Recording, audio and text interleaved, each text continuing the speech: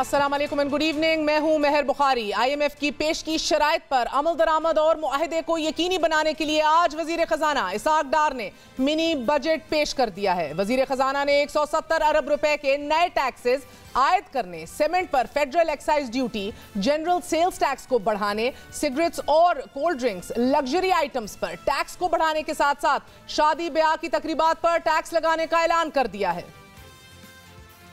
काबीना ने 170 अरब रुपए के इजाफी टैक्स लगाने की मंजूरी दी है। अब लग्जरी आइटम पर GST की शरह को 17% से बढ़ाकर 25% की बुलंद सतह पर ले जाने का फैसला किया है। शादी की तकरीबात के बिलों पर 10% की शरह से withholding adjustable advance income tax नाफिज किया जाएगा। सिगरेट, एरेटेड और शुगरी जो ड्रिंक्स हैं, इनके ऊपर जो फेडरल एक्साइज ड्यूटी की शरह में इजाफा तजवीज किया जा रहा है। सीमेंट पर जो फेडरल एक्साइज ड्यूटी 1.5 रुपए फी किलोग्राम थी, उसको बढ़ाकर 2 रुपए फी किलोग्राम करने की तजवीज है। GST की शरह को 17% से बढ़ाकर 18% किया जा रहा है।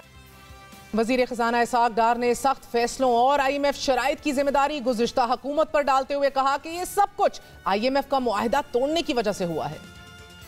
मैं इस मुअज़्ज़ज़ ऐवान के तवज्जुह से यह मुतालबा करता हूँ कि इस मुआशी तनज़ुली की वजूहात जानने के लिए एक कौमी कमीशन तश्कील दिया जाए जो इस तय तक पहुँचे कि मुल्क की मुफाद के खिलाफ ये साजिश कैसे और किसने की, और जिसके नतीजे में आज हमारी पूरी कौम भारी कीमत अदा कर रही है। इमरान खान हुकूमत ने 2019 में एक IMF से मुआहिदा किया था। ये मुआहिदा जो है, ये आज के हालात में इसने जलती पे मिट्टी का तेल पे आग लगाने का रोल अदा किया था।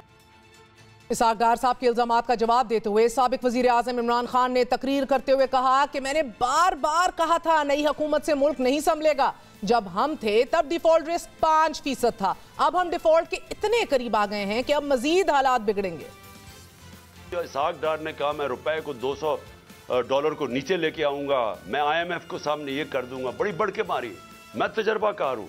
आज ये बताएं कि इन्होंने मुल्क से क्या किया। अभी इसकी मजीद महंगाई आनी है, और जो इनके हैंडलर लेके आए थे उनसे जरा पूछे कि आपने ये मुल्क से क्या किया। कौन जवाब दे। आज जब इनकी हुकूमत आई, हमारा जो डिफॉल्ट रिस्क रेशो वो 5% था। फिच एक एजेंसी है, उसने CCC- कर दिया पाकिस्तान को। यानी हम अब वो श्रीलंका की स्टेज के ऊपर पहुंच गए हैं, डिफॉल्ट के उतना करीब पहुंच गया कि किसी बाहर के मुल्क ने इस मुल्क को कर्जे भी नहीं देने, कमर्शियल बैंक्स ने कर्जे नहीं देने, कोई इन्वेस्टमेंट नहीं पाकिस्तान में आनी। जो आज हालात हैं, इसके अंदर अगर हम ये समझ रहे हैं कि IMF के हम ये बातचीत मान जाएंगे, उससे मुल्क ठीक हो जाएगा, इस खुशफहमी में कोई ना रहे, क्योंकि जो मुश्किल हालात अब ये मजीद और बिगड़ेंगे।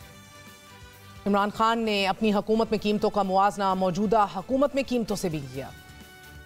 आटा हमारे दौर में 60 रुपए किलो था, आज 135 रुपए किलो पहुंच गया। प्याज की कीमत दुगनी से भी ज्यादा हो गई। दालें गई हैं 250 रुपए केजी से 400 रुपए। वजीर खजाना के खिताब के बाद तहरीक इंसाफ के टिकट पर मुंतखब होने वाले MNA नूर आलम खान खड़े हुए और उन्होंने हुकूमत की तरफ से मुतारिफ करवाए गए मिनी बजट पर खूब तनकीद की। आटा 800 रुपए और 1200 रुपए पे 20 किलो का तैला होता था, आज सर 3600 रुपए का मिल रहा है आपको। इनको मेरे ख्याल में चीनी का रेट पता नहीं है, पहले 50 रुपए की चीनी होती थी। मुझे बताएं इसमें गरीब बंदे को आप क्या, आप हम पे एहसान ना करें, आप पाकिस्तान के 70% लोगों पे एहसान ना करें। जब दवाई की, शुगर की, पैनाडोल की आपने कीमत 2 रुपए महंगी कर ली, आप मुझे बताएं जो पत्ता 15 रुपए का मिलता था वो अब 60 और 100 रुपए पे मिलेगा। गरीब बंदा कहां से वो करेगा? 800 रुपए उसकी सारी दिहाड़ी होती है। सर आप बिजली की महंगाई की बात करें, आप कहते हैं कि डिफॉल्ट पकड़े, फ्री बिजली बिल खत्म करें। वो अफसरान को आप 1300 यूनिट देते हैं, बिल आप उस गरीब बंदे से ले रहे हैं। 24 घंटे तो बिजली नहीं होती, गरीब बंदे को बिजली नहीं होती। हमारी माएं बहनें बिजली वहां पे गर्मी से जल रही होती हैं, और वो अफसरान ठंडे कमरों में बैठे होते हैं, बिजली वालों के भी। सर्दी में जो गैस होते हैं उनके अफसरान, उनकी सैलरीज आपने देखी है, 60 लाख रुपए सैलरीज। उसके साथ उसको लैंड क्रूजर, उसके साथ उसको पेट्रोल, उसके साथ उसको 5 स्टार होटल। जो चीज आप ला रहे हैं ना सर, ये इसका क्या फायदा है सर? पकड़े ना जाकर 300 कनाल वाले घर को भी पकड़े, अपने आप को, ये और लीडरान को भी पकड़े, इनसे भी पूछे आपने कौन से अमीर पे लगाया है।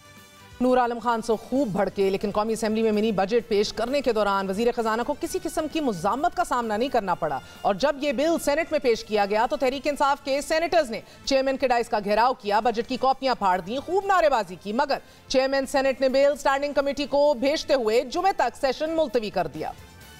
Beg to lay before the Senate a copy of the money bill further to amend certain laws relating to the taxes and duties, the Finance Supplementary Bill 2023 as required under Article 73 of the Constitution of Islamic Republic of Pakistan.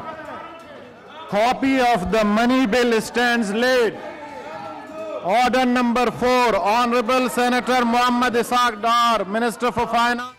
कायमा committee से मंजूरी के बाद ये bill senate और कौमी assembly से पास करवाया जाएगा और फिर इस बिल की मंजूरी सदर पाकिस्तान से ले ली जाएगी। नाज़रीन, अगर मिनी बजट के पास होने के नतीजे में अवाम पर बोझ को देखा जाए तो शायद ही कोई चीज हो कि जिसमें इजाफा ना हो रहा हो। खाने पीने की अशिया से लेकर मेकअप का सामान, घरेलू जरूरियात की चीजें, मसलन साबु, शैम्पू, पानी, दूध, हर वो चीज के जो पैकेट में मिलती है वो महंगी हो जाएगी। जीएसटी में 1% इजाफे से अवाम पर तकरीबन 55 अरब रुपए का इजाफी बोझ पड़ेगा। इसी तरह हवाई जहाज के टिकट्स, चीनी की मशरूबात पर एक्साइज ड्यूटी और विदहोल्डिंग टैक्स की शरह बढ़ाने से 55 अरब रुपए अवाम से वसूल किए जाएंगे, जबकि 55 अरब रुपए तंबाकू की मसनूआत पर आए टैक्स से वसूल किए जाएंगे। लग्जरी आइटम्स पर ड्यूटी की शरह को जब 17% से 25% तक बढ़ाया जाएगा तो अवाम पर 60 से 70 अरब रुपए का बोझ पड़ेगा। जहां तक 4100 अरब रुपए के गर्दिशी कर्जे का ताल्लुक है, जिसके बढ़ने की वजह भी जहन में रखे कि हुकूमती नाअहली ही है, तो वो भी अवाम से ही पूरा किया जाएगा। वजीर खजाना ने लग्जरी आइटम्स पर आए टैक्स में इजाफे का जिक्र किया और अब लग्जरी आइटम्स को देखें तो सिर्फ मोबाइल फोन्स ही कि जिनकी कीमत $500 से ज्यादा होगी, इन पर जीएसटी 17 से बढ़ाकर 25% कर दिया जाएगा। वजीर खजाना ने सीमेंट पर फेडरल एक्साइज ड्यूटी में इजाफे का भी ऐलान कर दिया है। पाकिस्तान में रियल एस्टेट और कंस्ट्रक्शन सेक्टर सबसे ज्यादा तरक्की करने वाला सेक्टर है। जब सीमेंट पर टैक्स आयद किया जाएगा तो ना सिर्फ कंस्ट्रक्शन महंगी होगी बल्कि इसका असर पूरे सेक्टर की पैदावार पर भी होगा। मिनी बजट एक ऐसा तूफान लाएगा कि जो अपने साथ अवाम की बचत, अवाम की आमदन, सब कुछ बहा ले जाएगा। लेकिन यह नागुज़ीर था। ये जहन में रखिए, मूडीज इकोनॉमिस्ट के मुताबिक महंगाई की शरह 33% तक बढ़ सकती है और आईएमएफ का प्लान लोगों और मुल्क की माली हालात जो हैं वो बेहतर करने के लिए नाकाफी है। जराये के मुताबिक हुकूमत को महंगाई के असर को जायल करने के लिए शरह सूद में कम से कम 3 से 5% इजाफा करना पड़ेगा और इस वक्त शरह सूद 17% है कि जो बढ़कर 20 से 22% तक पहुंच जाएगी, कि जिसके नतीजे में मुईशत मुकम्मल स्टैंड स्टिल पर आ जाएगी। सनतों का पहिया रुक जाएगा, बेरोजगारी में मजीद इजाफा होगा। इससे पहले कि टैक्स के असरात आने शुरू हों, मुल्क भर में एलएनजी की कीमतों में 40 से 50 रुपए इजाफा कर दिया गया है, जबकि अभी पेट्रोलियम मसनूआत में इजाफा होना बाकी है। वजारत खजाना ज़राए के मुताबिक ये किसी भी वक्त हुकूमत पेट्रोल मसनूआत में तकरीबन 13% यानी कि 32 से 35% का इजाफा कर सकती है। और अगर किसी चीज का इंतजार है तो वो ये कि पेट्रोलियम मसनूआत पर भी क्या जीएसटी वसूल की जाएगी या नहीं। वजीर खजाना ने मिनी बजट तो पेश कर दिया। क्या आईएमएफ के मुतालबात और शराइत अब मुकम्मल हो गए हैं? Do we expect and assume that the मुआहिदा इज ऑन ट्रैक नाउ? बात करते हैं, इसी हवाले से हमारे साथ मौजूद है खुर्रम शहजाद साहब, इकोनॉमिस्ट हैं, डॉक्टर खाकान हसन नजीब साहब, former adviser to the minister of finance, और सीईओ आरिफ हबीब ग्रुप आरिफ हबीब साहब खुद हमें ज्वाइन करेंगे। आप तीनों का बहुत बहुत शुक्रिया। अस्सलाम वालेकुम। डॉक्टर साहब, आपसे आगाज करूंगी। डॉक्टर नजीब, फरमाए दीजिएगा कि अब 880 अशिया पे सेल्स टैक्स 25% चार्ज किया जाएगा। सादा अल्फाज में ये 170 अरब का जो मिनी बजट है, अवाम को समझाइए कि क्या मतलब है, इनकी जिंदगियों में क्या फर्क आने वाला है? बिस्मिल्लाहिर्रहमानिर्रहीम। मेहर, थैंक यू। देखिए, मैं अवाम को पहले ये समझाना चाहता हूँ कि ये आईएमएफ की कंडीशनैलिटीज नहीं है। I have been saying this for the last many months and many years. इसको समझने की जरूरत है। So, आप मिनी बजट लाए क्यों हैं? आप इसलिए लाए हैं कि आपका एक 855 अरब का खसारा है बिजली के सेक्टर में। वो जो खसारा है उसको या तो पूरी तरह अवाम पे पास ऑन कर दें या कुछ टैक्सेस खास लोगों से, जिनको आप कहेंगे कि अशरफिया या वो तबका जो दे सकता है, और कुछ एक जनरल सेल्स टैक्स की रिजीम में ले जाके, और कुछ हेल्थ टैक्सेस जो सिगरेट्स पे लगा के आप वो खसारा 855 अरब का कम करें ताकि आपको बिजली ना बढ़ानी पड़े। अब ये मैं क्यों कहता हूं कि इसमें आईएमएफ की शर्त नहीं है। पाकिस्तान में बिजली की कीमत का तायुन आईएमएफ ने कतई तौर पे नहीं किया। क्वार्टरली टैरिफ का तायुन नेपरा ने किया, आपने उसको पास ऑन नहीं किया। ओगरा ने आपकी गैस की कीमत का तायुन सितंबर 2020 को महर किया था। आज तक 28.5 माह गुजर गए हैं, किसी ने उसको पास ऑन नहीं किया। मैं हमेशा कहता हूं कि अगर आपने रेगुलेटर बनाए हैं तो उनको तायुन करके उनकी डिटर्मिनेशन को ऑटोमेटिकली पास कीजिए ताकि ये स्मूथ हो। और जो इन्फ्लेशन इस वक्त 27.6% है, फूड इन्फ्लेशन 43% है, वो इतनी ना बढ़े इस तरह से कि लोगों को बहुत तकलीफ हो। चूंकि आपने ये सब कुछ नहीं किया, बिजली का खसारा 855 अरब, गैस का खसारा 500 अरब और फिस्कल डेफिसिट इसके अलावा आपने लास्ट ईयर 5200 अरब रुपए का फिस्कल डेफिसिट किया। अब आईएमएफ आ गया, अब आईएमएफ आपको कह रहा है कि ये खसारे अपनी जगह हैं। इंपोर्ट और एक्सपोर्ट रिमिटेंसेस को जब हम करते हैं तो 17.5 अरब का खसारा था। अभी भी कंटेनर पड़े हुए हैं, इंपोर्ट को रोक के भी हम पे नहीं कर पा रहे। आप बताइए आपने क्या करना है? तो आप यही कहेंगे ना कि मैं इन 3 खसारों को बहुत क्लियरली कौम को समझना है, ये हमारे किए हुए हैं, ये हमारा कसूर है, इसमें आईएमएफ का कोई ताल्लुक नहीं है। अब आप उनसे पैसे मांग रहे हैं, जब आप आईएमएफ से पैसे मांगते हैं उन्होंने कोई करेक्शन तो करनी है ना। अगर मैं पाकिस्तान गवर्नमेंट को फ्रॉम द आउटसाइड एडवाइस कर रहा हूं तो क्या मैं उनको कहूंगा कि इलेक्ट्रिसिटी का जो फ्लो है सर्कुलर डेट का उसको होने दीजिए और ये बढ़ने दें? क्या मैं उनको कहूंगा कि गैस का खसारा हो रहा है, इसको होने दीजिए, इसको ना रोकिए? मैं नहीं कहूंगा। मैं ये भी नहीं कहूंगा कि डेफिसिट को अपने 7.9% लास्ट ईयर क्लॉक किया था, इसको फिर 8% कर लें और आप डेट बोरो करें और उसकी पेमेंट की सलाहियत खत्म कर दें। ये नहीं हो सकता। ये वो चीजें हैं जो हमें खुद करनी चाहिए थी। अब आईएमएफ के आप चलें गार्ब में कह लें या आईएमएफ की वजह से आपको इस वक्त एक एब्रप्ट लग रहा है। अगर आप ये नहीं करेंगे, आप 3 अरब डॉलर से नीचे खड़े हुए हैं।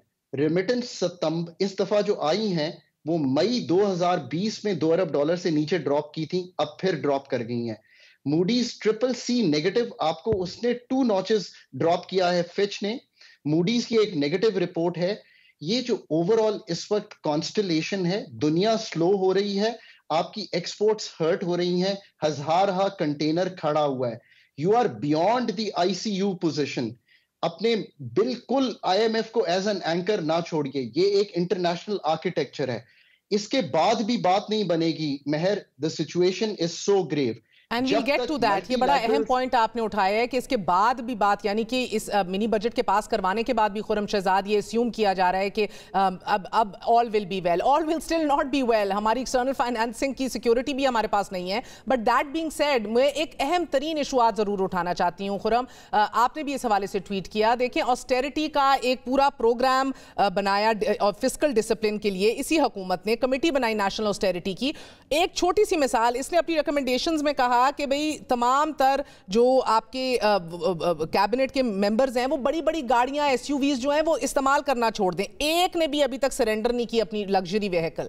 इसी तरह हम देखते हैं कि जिस दिन IMF इधर बैठा हुआ था 7 ऐसे PMs और शहबाज शरीफ साहब ने डलवा लिए। ये एक माइंडसेट का जिक्र है। अब अवाम का कचूमर निकालने से पहले क्या ही बेहतर होता कि थोड़ी सी कटिंग और क्लिपिंग ये अपनी भी कर लेते, और किधर कर सकते हैं बताइए जरा। जी अस्सलाम वालेकुम महर। देखें, सबसे पहली बात क्या है, सबसे पहले मैं आपको बॉटम लाइन ये बता दूं। हम ये कहते हैं ना, the worse is behind us, actually the worse is ahead of us. आप ये बस जहन में रखें, क्योंकि आज का जो डिसीजन हुआ है 170 बिलियन का, ये समझ लें कि शायद हम समझ नहीं रहे हैं कि सिचुएशन कितनी ग्रेव है, कितनी डेप्थ है सिचुएशन प्रॉब्लम की, हम शायद ये समझ नहीं रहे हैं। क्योंकि अगर हम ये समझते तो शायद आज 170 बिलियन के सिर्फ टैक्सेस ऐड ना करते, बल्कि हम कम से कम 1 खरब रुपए का अपना एक्सपेंडिचर काटते। और डिफरेंट हेड्स हैं उसके, और आपके पास अवेलेबल हैं कि हेड्स कहाँ से कर सकता है। आप PSGP से, ये पॉलिटिकल डिसीजंस हैं। बाय द वे, हम ये कहते हैं ना कि ये आसान डिसीजंस हैं और ये मुश्किल डिसीजंस हैं, और गवर्नमेंट हमेशा ये कहती आई है कि इस तरह के डिसीजंस मुश्किल होते हैं, कि बिजली की कीमतें बढ़ा देना या करेंसी की कदर में कमी कर देना या गैस की प्राइसेस बढ़ा देना, ये पॉलिटिकली मुश्किल होते होंगे, लेकिन ये एक्चुअली इकोनॉमिकली मुश्किल डिसीजंस नहीं है। ये सबसे आसान डिसीजंस होते हैं कि एक आवाम है, आप उस पर सारा बर्डन डालते रहें और अपने घर को ठीक ना करें। तो पॉइंट ये है कि अगर आपको ऑप्टिक्स भी देने हैं, सिंबलिज्म भी क्रिएट करना है, तो वो भी शायद ये गवर्नमेंट नहीं कर पाई है। वो कैसे नहीं कर पाई है? आप ये देखें कि एक तरफ IMF आपके साथ बैठा हुआ है और दिन रात आप लगे हुए हैं उसके साथ, ऑस्टेरिटी की बात कर रहे हैं कि हमने कहाँ से टैक्सेस कलेक्ट करने हैं और कहाँ से एक्सपेंडिचर्स कम करने हैं और कैसे मार्केट प्राइसेस को जो है पास ऑन करना है।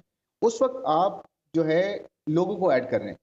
तो ये तो इन इट सेल्फ जो है आप डिफाई कर रहे हैं इस चीज़ को कि मेरी ये इंटेंशन भी है कि मैं अपने आप को ठीक करने जा रहा हूँ। देखिए मैं ब्रॉड बात कर रहा हूँ, मैं फंडामेंटल बात कर रहा हूँ कि जब मेरी इंटेंशन ये नहीं है कि मैं अपने खर्चों को कम करूँ, तो ये कैसे हो सकता है कि जब तक मैं 300 अरब से लेकर 1 ट्रिलियन रुपीस तक खुद अपने खर्चे कम ना करूं और आवाम से ये कहूं कि जी आप 170 बिलियन रुपीस दे दें, या बिजनेस से ये कहूं कि मुझे जी 200 अरब रुपए टैक्स दे दें, 300 अरब और टैक्स दे दें। तो देखिए प्रॉब्लम यही है हमारे यहाँ कि हम अपने घर को सीधा ना करें, आवाम पे डालते रहें, तो उससे 3 चीज़ें होंगी। इन्फ्लेशन आपकी कभी कम नहीं होगी, एम्प्लॉयमेंट आपकी कभी जनरेट नहीं होगी, आपका पोटेंशियल कभी अचीव नहीं होगा। आपका सबसे बड़ा जो प्रॉब्लम है इस वक्त वो ये है कि आप सारे ये खर्चे डेट से पूरे कर रहे हैं। सबसे बड़ी डिजास्टर्स पॉलिसी ये होती है कि आप अपने खर्चों को कम ना करें और डेट लेते रहें। और आज आपके पास ये है कि आपने अगले 2 सालों में 50 अरब डॉलर देने हैं और आपके पास 3 अरब डॉलर भी जो है किटी में नहीं है। आप फिर भी जो है अपनी कॉस्ट को कम नहीं कर रहे और फिस्कल डेफिसिट को जो है कम नहीं कर रहे। ये फिस्कल डेफिसिट जड़ है हमारी इकोनॉमी के प्रॉब्लम्स की। फिस्कल डेफिसिट दूसरी बड़ी जड़ है जो हमें सिंगल हैंडेडली बैंकरप्ट कर दिया ऑलमोस्ट उसने, वो एनर्जी डेफिसिट है।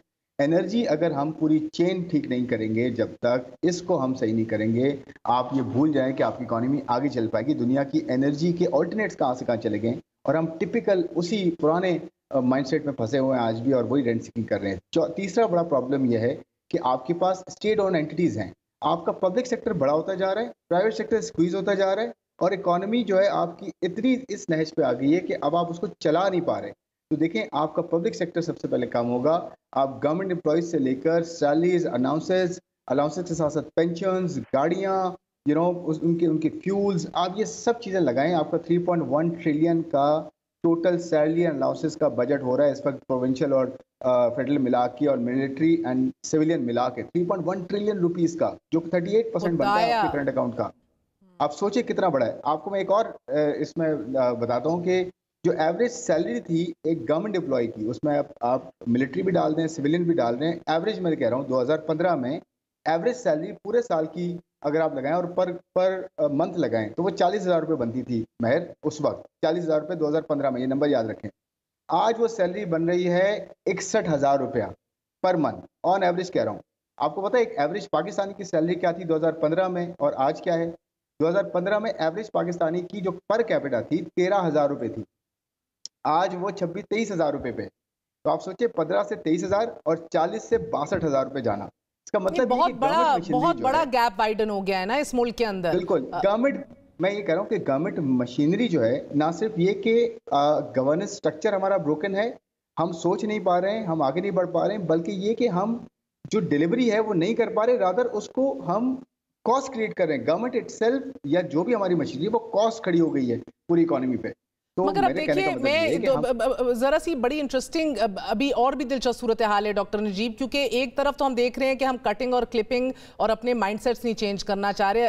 अमीर जो है वो तो अभी भी सुकून में है, उसको नहीं फर्क पड़ता कि पेट्रोल भी बढ़ जाए और ये सारा आपकी जीएसटी भी लग जाए, उसको नहीं फर्क पड़ेगा। अब मसला सर अभी इधर ये है कि आपकी इंडस्ट्री, आपका बिजनेसेस, आपकी सीमेंट को देख लीजिए, उस कंस्ट्रक्शन इंडस्ट्री को देख लीजिए, फिर ड्यूटीज के साथ साथ गैस भी बढ़ है। आप किधर जाते देख रहे हैं इकोनॉमिक एक्टिविटी को इस मुल्क में? क्योंकि अब इंटरेस्ट रेट्स भी बढ़ने हैं, वो भी अब नागुज़ीर है। आईएमएफ ने अगला स्टेप यही मांगना है। तो आपने तीनों बहुत इंपॉर्टेंट पॉइंट रखे। सबसे पहले आपने कहा कि एक्सटर्नल सेक्टर जो है, ये हमने अभी सारी जो गुफ्तगू की है ये हमने आसान गुफ्तगू की है कि हम ये टैक्स लगा दें, हम बिजली बढ़ा दें, ये सारे इंटरनल चैलेंजेस हैं, अनपॉपुलर हैं, हुकूमत को डिफिकल्टी आ रही थी, कर दिए। असल मसला ये है कि पहले आपका एक्सटर्नल कैसे सेट होगा। जो आपने आखिर में जब मुझसे बात कर रही थी तो आपने जो आखिरी बात की जरा उसको पिकअप करते हैं, फिर बाकी दोनों चीजों पे आते हैं। देखें एक्सटर्नल सेक्टर में याद रखिए कि आपको अगले ये जो 4.5 माह है ना, वेरी क्लियरली, और ये मैं ऑन द टेबल रख देता हूं आपके सामने, आपको सऊदी अरेबिया का रोल ओवर छोड़ के कम अज कम 4 अरब डॉलर जो हैं वो वापस करने हैं। उसमें 1.7 बिलियन डॉलर जो है वो है चाइना का कमर्शियल जो आपने वापस करना है, और इसी तरह कुछ मल्टीलैटरल के, ये पैसे हर सूरत में वापस जाने हैं। इनकी रीफाइनेंसिंग 4 अरब डॉलर की होनी है। अगर 2 से 3 अरब डॉलर का करंट अकाउंट का खसारा आता है तो आपको कम से कम ये 6 से 7 अरब डॉलर चाहिए अगर आपने एंड करना है जून इन्हीं रिजर्व्स के साथ। This is the severity of the short term challenge that Pakistan faces. हर सूरत में अभी बाकी सब चीजें मेरे लिए इमटेरियल हो गई हैं. I have to make sure that the country sails through this. So how do we do this? $2.5 अरब आपको IMF के लेने हैं. It's a no brainer. आपको हर सूरत में ये 9th रिव्यू को क्लोज करना है. मैं इसको नवंबर में क्लोज करता, मैं आज ना करता. क्यों? क्योंकि मेरे कई पैसे वापस गए ही ना होते. देखें, हाइपोथेटिकल हमें सोचना पड़ेगा, because that is something just in the immediate past that we have seen. फिर आपको $3.5 अरब लेने हैं कम अज कम वर्ल्ड बैंक और ADB के, जिसकी फाइनेंसिंग भी इसीलिए फंसी हुई है कि आपने फंड नहीं किया. फिर obviously Saudi Arabia, China, UAE, Qatar. इस वक्त आपका प्रोग्राम ये इंटरनल चीजों पे मेरे नहीं ख्याल में रुका हुआ. ये IMF को आपने कह दिया है और वो भी इससे कंफर्टेबल है. I can say that with comfort कि ये आपने कर देना है. आपने जब कर दिया ले, that is enough for them. In the मसला यहाँ पे ये जो आ रहा है वो आ रहा है कि जो अश्योरेंसेस आपने इंटरनेशनल लेनी है वो have to be in place. याद रखिए कि हमने जो 29 अगस्त को लिखा, महर आप हैरान होंगी, हमने ये कहा था कि जून 23 को पाकिस्तान के ज़र मुबादला के ज़खायर $16.2 अरब होंगे. Obviously this is not going to happen. मैं बेस्ट केस सिनारियो समझता हूं कि अगर हम डबल डिजिट में पहुंच जाएं तो एक इस्तेहकाम आएगा. ये आपने सबसे पहले सॉर्ट करना है. नंबर 2, मॉनेटरी टाइटनिंग होनी है. ये भी कोई आसान है समझना. रूरल जो इस वक्त कोर इन्फ्लेशन है ना, ये गलत. मैं स्टेट बैंक से यहां नहीं एग्री करता कि वो CPI को देखे, उसको छोड़ दें. वो 19.5% के करीब है. इस फिगर को लेके चलेंगे तो आपको अपना मॉनेटरी एडजस्टमेंट करनी पड़ेगी, और वो आई होप कि वो इजाजत दे दें कि हम MPC में जाके इसको कर लें. अब अगर ये आप सारे काम करते हैं तो फिर भी आपको कुछ कलीदी इसके अलावा काम करने पड़ेंगे. वो क्या है? देखिए, आपके पास 2 RLNG प्लांट्स तैयार हैं. मेरा ख्याल है उसको बेच देना चाहिए. मेरा ख्याल है कि PSO का एक सेकंड प्राइस ऑफरिंग कर देनी चाहिए. कुछ OGDCL के शेयर की सेकंड प्राइस ऑफरिंग कर देनी चाहिए. और फिर आपको सोचना है पाकिस्तान का अगले 3 साल में महर जो डेट है वो $75 अरब वापस जाना है. इसकी रीप्रोफाइलिंग पे काम आपको शुरू करना पड़ेगा. ऐसा नहीं हो सकता कि जून में मैं और आप दोबारा बात करें और हम कहें कि अब हम ये काम शुरू कर रहे हैं. ये इसलिए करना पड़ेगा कि मार्केट्स की जिटरीनेस जाएगी नहीं जब तक कि हम ये क्लैरिटी नहीं देते कि हमने वो $75 अरब कैसे सॉल्व करना है. प्लस आपको ये तय करना पड़ेगा कि अगले 3 साल मेरा करंट अकाउंट का खसारा $2 से $4 अरब रहेगा. ये हैं वो कलीदी काम जो आपको करने हैं. ऑफ कोर्स SOEs बेचना, प्रोडक्टिविटी बढ़ाना, ये सब तो आपको करना ही है, ये तो गिवन है. बट ये ज्यादा मुश्किल काम है. इसमें सारे एक्सटर्नल एक्टर हैं. This is the challenge that the Pakistan economy faces today. मैं खुरम साहब, बड़ी खूबसूरती से डॉक्टर नजीब ने ये समझा दिया है. आप दोनों विद इन वन कैपेसिटी और अनदर कमिटीज़ का हिस्सा रहे हैं, हुकूमतों को एडवाइस करते रहे हैं. Do you see this happening? Sir, investment भी इधर करना मुश्किल है. आउटबाउंड फ्लो ऑफ डॉलर्स आपने रोक दिया, रेमिटेंसेज आपने रोक दिया है, डिविडेंड्स बाहर भेज नहीं सकते because of our low reserves. मेरा मतलब है कि इधर तो एक इशू को एड्रेस करें and then there is another big issue in front. तो ये होते देख रहे हैं. क्या ही बेहतर होता कि डार साहब आज इतनी तवील दुखड़ी कहानी खान साहब और PTI के दुखड़े बांधने से पहले ही कह देते मैं नहीं करूंगा तंकीद, अब आज से आगे जाना है. उन्होंने कह तो दिया चार्ट नेशनल इकोनॉमिक एजेंडा, मगर उससे पहले जो तमीद बांधी उसी तरह खान साहब करते हैं. जी देखें, मुझे ये लगता है कि ये पॉसिबल नहीं होगा कि हम जो है वो 6 महीना भी जो है इन रिजर्व लेवल के साथ सरवाइव कर सकें. तो 3 चीज़ें हमें करनी चाहिए. एक तो ये कि आपको स्ट्रेट 30%, मैं कम से कम 30% कह रहा हूँ, स्ट्रेट 30% आपको कट लगाना होगा अपने एक्सपेंडिचर्स पर. वो कोई भी एक्सपेंडिचर्स हो, अक्रॉस द बोर्ड 30% आपको कट लगाना होगा. नंबर 1, ये आपको पता है डेस्परेट सिचुएशन है, ये रियलाइज कोई नहीं कर रहा. ये डेस्परेट सिचुएशन है और आपको ये डेस्परेट मेजर लेना होगा. स्ट्रेट 30% कट लगाना होगा. चाहे आप SUE को शट डाउन कर दें स्ट्रेट, चाहे आप अपने जो federal running of the government है उसके 600 अरब को आधा कर दें, चाहे आपको अलाउंसेस सैलरीज काटनी पड़े, आपको 30% अक्रॉस द बोर्ड काटना है. नंबर 1, जिसकी वजह से आपका सीधा 8 से 1.5 ट्रिलियन रुपीज़, या उसको आधा भी कर लें 700 से 800 अरब रुपया आपका एटलीस्ट कंसोलिडेट हो सकता है. नंबर 1. सेकेंडली, आपको चाइना, देखें आपके पास 100 अरब का फॉरेन डेट है, पब्लिक डेट, जो गवर्नमेंट का पब्लिक डेट है वो $100 अरब का है. और आपके पास जो 2023 के दिसंबर तक आपने जो रीपेमेंट करनी है, पूरा साल ले लेता हूँ मैं जून को छोड़ देता हूँ, पूरा साल ले लेता हूँ. इसमें आपको 2 चीज़ें चाहिए. एक तो ये कि आपको हर महीने कम से कम $1.5 अरब चाहिए ऑन एवरेज अपनी डेट रीपे करने के लिए. तकरीबन $18-19 बिलियन चाहिए आपको टोटल. नागुज़ीर हो गई ना खुरम.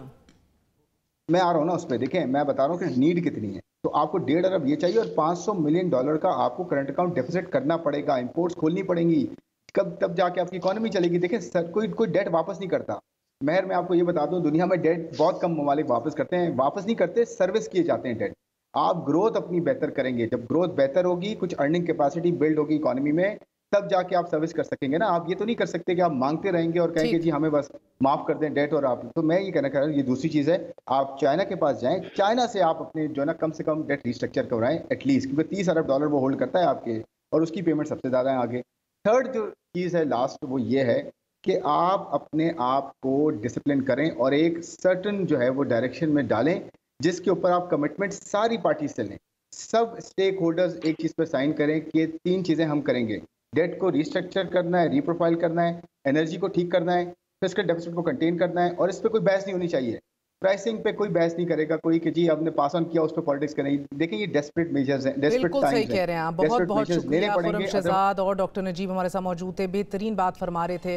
वोट डालने से पहले ज़रूर पूछिएगा तहरीक इंसाफ से कि क्यों आप लोगों ने नेपरा और ओगरा की पेश करदा जो रेजेस थी आपकी बिजली में और गैस में, हमें चीप पॉलिटिकल गेन्स के लिए नहीं एडजस्ट की गई, क्यों गर्दिशी कर्जा आज इधर तक बलून हुआ। और अगर वोट डालने जाएं और नून लीग को वोट डालना है तो ज़रूर मुस्लिम लीग नून से पूछिएगा कि नवंबर से अभी तक फरवरी स्टार्ट हो गया है, डार साहब के मूड स्विंग्स के ऊपर आपने मुईशत को उनके रहमो करम पर क्यों छोड़ दिया। बेहतरीन तौर पे फरमा रहे थे खुर्रम शहजाद साहब के 3.1 ट्रिलियन खरब की बात कर रहे हैं कि जो अलाउंसेस के अंदर जा रहा है। अब आपके जब पेट पे आप पत्थर बांधेंगे और चीखें निकलेंगी तो ये जहन में रखिएगा कि 170 अरब रुपए का मिनी बजट पेश करने वाले डार साहब आपसे तो कुर्बानी मांग रहे थे, तकरीबन सारा का सारा बोझ अवाम पर ही डाल चुके हैं। तो पहले ही महंगाई के हाथों आप सब मजबूर हैं, लेकिन इस सब के साथ ये हकीकत है कि आपकी खून पसीने की कमाई अशाफिया के अल्ले तलल्ले पर खर्च हो रही है। आज कौमी असम्बली में तकरीर करते हुए वज़ीर ख़ज़ाना इसाक डार ने कहा कि शहबाज शरीफ साहब जल्दी सादगी पॉलिसी का ऐलान करने जा रहे हैं। मौजूदा हुकूमत ने इक़्तिदार में आने के फ़कत 4 माह बाद नाज़रीन सरकारी मुलाजिमीन की तनख्वाहों में एड हॉक अलाउंस की मद में 15% और बुनियादी तनख्वाह में 48% इजाफा कर दिया, जिसके बाद ग्रेड 17 के मुलाजिम की तनख्वाह 1,13,000 और ग्रेड 22 के सरकारी मुलाजिमीन की तनख्वाह 2.5 लाख तक पहुंच गई।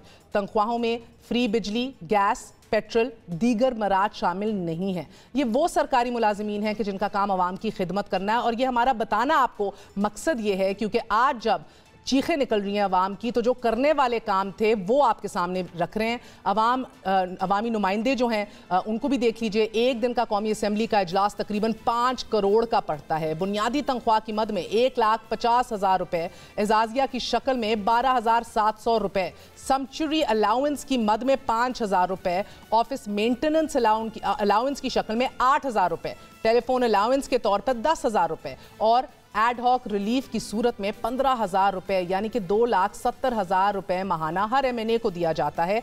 कन्वीनियंस अलाउंस देख लें तो इसके 2,000, डेली अलाउंस के 4,800 और हाउसिंग अलाउंस के 2,000, ये तीनों अलाउंस मिला के 8,800 रुपये यौमिया बनते हैं। फ्री ट्रैवल है, इसमें मुफ्त सफ़र की मद में 3 लाख रुपए के सफरी वाउचर्स हैं या 90,000 रुपये कैश भी हर साल इन्हें दे दिया जाता है। बिजनेस क्लास के 25 रिटर्न टिकट्स उनके हल्का इंतखाब से नज़दीक तरीन एयरपोर्ट से इस्लामाबाद तक दिए जाते हैं, जबकि पार्लिमानी लॉजेस में रिहाइश, 1300 सीसी की गाड़ी, 300 लीटर का पेट्रोल, इन तमाम मराद के अलावा है। ये जहन में रखिए कि काटने वाली चीज़ें ये थी बिकॉज मेजॉरिटी ऐवान में वो लोग हैं जो ये सब कुछ अफोर्ड कर सकते हैं। ये लोग जब मेंबर नहीं रहते तो ग्रेड 22 के बराबर मेडिकल सहूलियात, शोहर एहलिया के लिए ताहयात, ब्लू पासपोर्ट्स भी दे दिए जाते हैं कि अब दुनिया भर के आप सफ़र करें और वो भी किसी रोक रुकावट के बगैर। अब इस वक्त वफाकी काबीना का हुजम 83 अफराद पर मुश्तमिल है अल्हम्दुलिल्लाह, और कौमी असम्बली, सेनेट, चारों सूबों की असम्बलियों के मेंबरान की तादाद 1,000 से जायद है। डू द मैथ, खुद जमा तफरीक कर लीजिए।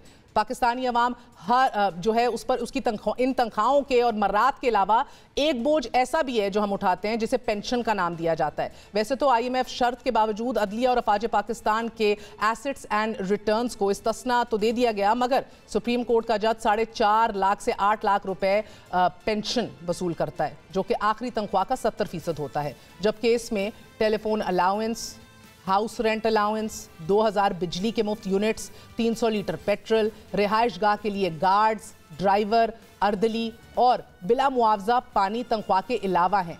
क्या इन चीज़ों को काटा जा सकता है? ये आज सोचना है हमें। पाकिस्तान में एक ऐसा शख्स भी है, जहन में रखिए, जो माहाना पेंशन की मद में 25 लाख रुपए मर्रात के अलावा वसूल करता है और आज भी कर रहा है। बहुत से लोग जानते हैं I am talking about. Pakistani अवाम सिर्फ पेंशन की मद में सालाना 503 अरब रुपए अदा कर रही है। इन दीज टाइम्स नाज़रीन, ये इस मुल्क का अलमिया है और इस गरीब अवाम का नसीब है कि हर आने वाला वज़ीर ख़ज़ाना गुज़िश्ता वज़ीर ख़ज़ाना पर इल्ज़ाम धर देता है, अपना दामन साफ और पाक कर लेता है। आज तकरीर के इख्तिताम पर वज़ीर ख़ज़ाना इसाक डार ने कहा कि अल्लाह हमारा हामी और नासिर हो, मगर मैं ये दुआ कर रही हूँ आज कि अल्लाह आपका हामी और नासिर हो, क्योंकि मिनी बजट के बाद आने वाली महंगाई बहुत से घरों में जलने वाले चूल्हे ठंडे कर देगी। एक वक्फा लेते हैं, वक्फे के बाद इमरान खान साहब का मुमकिना अरेस्ट। स्टे विद अस।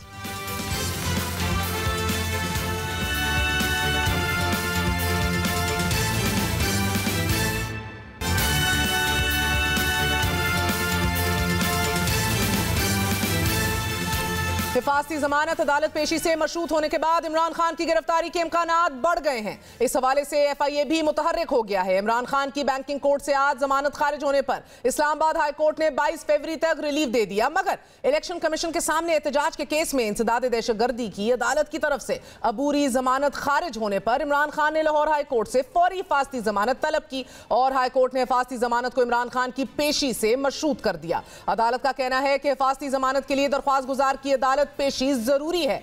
इमरान खान की सुबह तक हिफाजती जमानत ना होने से इमरान खान की गिरफ्तारी के इम्कानात बढ़ गए हैं। इस हवाले से जरा इंकशाफ कर रहे हैं कि FIA ने इमरान खान की गिरफ्तारी के लिए मुशावरत शुरू कर दी है। इमरान खान की मुमकिना गिरफ्तारी सियासी कशीदगी को बढ़ावा देगी, मगर जूं जूं 90 दिनों का दायरा सुकड़ रहा है, हुकूमत इमरान खान के खिलाफ कानूनी शिकंजा टाइट करना चाह रही है। इमरान खान 90 दिन में इलेक्शन ना कराने की सूरत पहले ही जेल भरो तहरीक और आइन बचाओ तहरीक का ऐलान कर चुके हैं। आज एक बार फिर इमरान खान ने कहा कि जेल भरो तहरीक का ऐलान करने वाले हैं।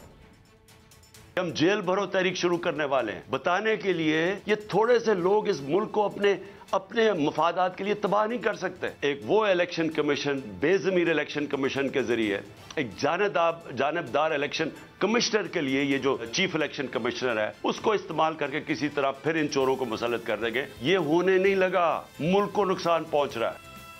साबिक वजीर आजम शाहिद खाकान अब्बासी भी हुकूमत से यही गुजारिशात कर रहे हैं कि इमरान खान को जेल में नहीं डालना चाहिए। इमरान खान ने गैर मुल्की सहाफियों से गुफ्तगू में भी इस खदशे का इजहार किया कि ये पहले मुझे गिरफ्तार करेंगे और इसके बाद ना अहल कर देंगे। इदारों की मदद से इनकार के बाद इलेक्शन कमीशन और गवर्नर दोनों दूसरी जानिब इंतखाबात के लिए तैयार नहीं दिखाई दे रहे। इलेक्शन कमीशन ने आज ही इंतखाबात की तारीख देने से इनकार कर दिया। इलेक्शन कमीशन का कहना है कि आम इंतखाबात की तारीख देना इलेक्शन कमीशन के दायरा इख्तियार में ही नहीं। इलेक्शन कमीशन ने आज के इजलास में मौजूदा आईनी बहरान पर अदलिया से रुजू करने का फैसला किया है। गवर्नर पंजाब की अदालत से रुजू के बाद अब इलेक्शन कमीशन ने भी लाहौर हाई कोर्ट से फैसले की तशरीह मांग ली है। उधर लाहौर हाई कोर्ट ने शहरी वकील अजहर सिद्दीक की इलेक्शन की तारीख का ऐलान ना करने पर तौहीन अदालत की दरख्वास्त पर समाअत करते हुए इलेक्शन कमीशन से प्रोग्रेस रिपोर्ट तलब कर ली है। जस्टिस जवाद हसन का कहना है कि तौहीन अदालत ऐसे तो नहीं बनती, मैंने फैसला दिया है, इसका मजाक ना बनाएं, अभी इंतजार किया जाए। मगर मुल्क की सबसे बड़ी अदालत ने भी आज इलेक्शन कमीशन को हिदायत जारी कर दी हैं कि लाहौर हाई कोर्ट के फैसले पर अमल किया जाए। PTI के मुनर्रिफ अरकान की अपीलों पर समाअत के दौरान चीफ जस्टिस ऑफ पाकिस्तान ने इस्तफसार किया कि इलेक्शन कमीशन को शायद हाई कोर्ट ने पंजाब में इंतखाबात के हवाले से हुक्म दिया। हाई कोर्ट के हुक्म के बाद अब इलेक्शन कमीशन क्या कर रहा है? DG इलेक्शन कमीशन ने अदालत को बताया कि इलेक्शन कमीशन ने कल गवर्नर पंजाब से मुशावरत की और गवर्नर से मुलाकात के मिनट्स भी हाई कोर्ट में जमा करा दिए गए हैं। इस मामले पर गवर्नर पंजाब शायद कानूनी रास्ता अपनाएंगे। चीफ जस्टिस ने इस्तफसार किया कि इलेक्शन कमीशन इंतखाबात की तारीख के लिए गवर्नर से क्यों मुशावरत कर रहा है। इस मौके पर जस्टिस अतर मिनल्ला ने रिमार्क्स दिए कि शायद हाई कोर्ट ने इलेक्शन कमीशन को गवर्नर से मुशावरत का हुक्म दिया है। इस पर चीफ जस्टिस ऑफ पाकिस्तान ने कहा कि अगर ऐसा है तो फिर इलेक्शन कमीशन मुशावरत करे, मगर कानूनी रास्ता गवर्नर को लेना है या इलेक्शन कमीशन को। चीफ जस्टिस के सवाल पर DG लॉ इलेक्शन कमीशन ने कहा कि कानूनी रास्ता गवर्नर को ही लेना है, मगर गवर्नर पंजाब का यह मौकफ है कि जब असेंबली तहलील की समरी पर मैंने दस्तखत ही नहीं किए तो इलेक्शन की तारीख का ऐलान भी मैं नहीं कर सकता। इंतखाबात के खालिस्तन सियासी मामले को अब कानूनी जवाज खड़ा करके उलझाया जा रहा है। आज इमरान खान ने भी यही शिकवा किया कि उनकी नीयत ही नहीं कि इलेक्शन कराए जाएं। हाई कोर्ट कह रहा है कि इलेक्शन करवाओ, वो इलेक्शन कमीशन जनाब बैठी हुई कि हम इलेक्शन नहीं करवाते, वो बहाने मार रही है इलेक्शन के। पाकिस्तान का आइन कहता है 93 में इलेक्शन करवाओ, कोई बहाना मार रहा है, कोई सिर्फ डरे हुए हैं इलेक्शन हारने से। और जिस तरह आगे प्लान बन रहा है, ये जो भी लोग समझ रहे हैं कि इससे वो अपनी जाती फायदा उठा देंगे, वो मुल्क को डुबो देंगे। ये नियतों का फतूर है या हालात का कसूर कि हुकूमत इंतखाबात जैसे आईनी तकाजे से रूगर्दानी की मुर्तकिब होने जा रही है, मगर असद उमर कह रहे हैं कि हम इन्हें घसीट कर भी इलेक्शन में ले जाएंगे। ये जितनी मर्जी कोशिश कर लें भागने की, इनको भागने नहीं दिया जाएगा, इनको घसीट कर ले जाना पड़ेगा इलेक्शन के अंदर, लेकिन लेकर जरूर जाएंगे। ये इलेक्शन तो होने, ये गवर्नर नहीं दे। इसी हवाले से बात करने के लिए हमारे साथ मौजूद हैं साबिक वफाकी वज़ीर इत्तलात और तर्जुमान तहरीक इंसाफ फवाद चौधरी साहब। फवाद साहब, बहुत बहुत शुक्रिया साथ देने का। फरमाई दीजिएगा कि इमरान खान साहब जुडिशल प्रोसीडिंग्स का बॉयकॉट करेंगे या जाएंगे, इस हवाले से फैसला कर लिया गया है क्या? जुडिशल प्रोसीडिंग्स का बाइकआउट तो नहीं हो सकता। जुडिशरी जो भी फैसला करे, वो जरूरी तो नहीं कि आप सारे फैसलों को कहें कि वो सही है, बट ऑब्वियसली जो भी फैसला वो करें उसको एक्सेप्ट करना होता है, और यही पाकिस्तान के आइन और कानून के मुताबिक। नहीं फवाद साहब, मेरा मतलब कि अब आज कहा गया कि चाहे स्ट्रेचर पे आए या एम्बुलेंस पे आए and with all sympathies, wheel chair पे भी जाना एक ऑप्शन था, गए क्यों नहीं आज शाम गए तक, और क्या कल सुबह पहुंचेंगे, आप बता सकते हैं? तो उनका डॉक्टर है ना। देखिए, प्रॉब्लम यह है कि जब इमरान खान जाते हैं वहाँ इतना ज्यादा एक रश और इतना आदम आ जाता है कि ये एक नॉर्मल नहीं हो सकता कि आप उनको व्हील चेयर के ऊपर या उधर ले जाए।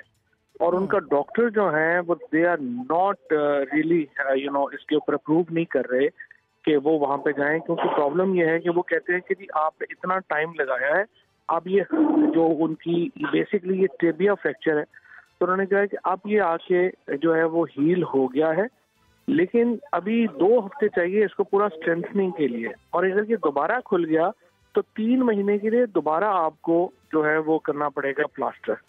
तो हमारा जो फियर है वो ये है कि हम इस तरह से अगर गए और वो दोबारा, अगर हड्डी चूंकि कच्ची है, अगर वो दोबारा फ्रैक्चर हो गया तो हमें एक और बहुत बड़ी मुसीबत से गुजरना पड़ेगा। तो इसलिए हम उसको अवॉइड करना चाहते हैं। और सेकंड, जो सिक्योरिटी इशूज, इमरान खान के ऊपर आपके सामने एक असैसिनेशन अटेम्प्ट हुआ है, इस तरह जो है वो विदाउट सिक्योरिटी जाना उनके लिए पॉसिबल नहीं है, ना ही एडवाइजेबल है। तो हम पूरी हमारे यही दिया के साथ गुजारिश है कि इन दोनों फैक्टर्स को देखें और फिर फैसला करें। तो कल भी नहीं जाएंगे तो कल आप उनकी ये डॉक्टर्स रिपोर्ट पेश करेंगे अदालत में? ये डॉक्टर्स की रिपोर्ट पेश करेंगे बिल्कुल, और उसके मुताबिक होगा। देखिए, इससे पहले परवेज मुशर्रफ साहब हैं, उसके बाद आप सलमान शहबाज हैं, इसहाक डार हैं, हमजा शहबाज हैं, इन सबको बेल जो है वेबसेंशिया मिली है। तो मुझे नहीं लगता कि इमरान खान के लिए कोई रूल एक्सेप्शन क्रिएट करनी चाहिए। Imran Khan is a former prime minister, और जो मैंने प्रॉब्लम्स आपको बताई हैं वो आपके सामने है, उसके मुताबिक फैसला होना चाहिए। बिल्कुल, बिकॉज वो क्योंकि लोग कहते हैं कि 2 नहीं 1 पाकिस्तान का नारा सबसे पहले इमरान खान साहब ने लगाया, और क्योंकि ये हर आदमी के लिए, कॉमन सिटीजन के लिए भी ज़रूरी है कि अपनी ज़मानत लेने के लिए वो खुद पेश हो, तो खान साहब को होना चाहिए। बट बहरहाल आपकी जमात ये फैसला कर चुकी है, लेकिन राना सनाउल्लाह साहब बेताब हैं खान साहब को अरेस्ट करने के लिए। अगर कल नहीं एक्सेप्ट होती आपकी ये रिक्वेस्ट, आपको एक मुमकिन अरेस्ट नज़र आ रहा है? देखिए, मैं आई होप कि आपने, चूँकि मैंने आपका इंट्रो नहीं सुना, आई होप आपने अपने इंट्रो में बताया होगा कि ये केस है क्या। अब आप देखिए कि इलेक्शन की पहली बात है, एंटी टेररिज्म का केस है। एंटी टेररिज्म पाकिस्तान में एक बहुत सीरियस प्रॉब्लम है टेररिज्म का, उसके लिए बनाया गया था। अब आप अगर कानून को इतना नॉन सीरियस इस्तेमाल करेंगे कि इलेक्शन कमीशन के बाहर एक जो है वो एहतजाज हुआ, पुरअमन एहतजाज हुआ, जिसमें एक किसी को कोई जो है वो कुछ खराश भी कभी नहीं आई। इमरान खान उस एहतजाज में कभी शामिल नहीं हुए। इमरान खान को उसमें बनी गाला में बैठे हुए जो है वो बुक कर दिया गया। ये तो मजाक है पाकिस्तान के कवानीन के साथ।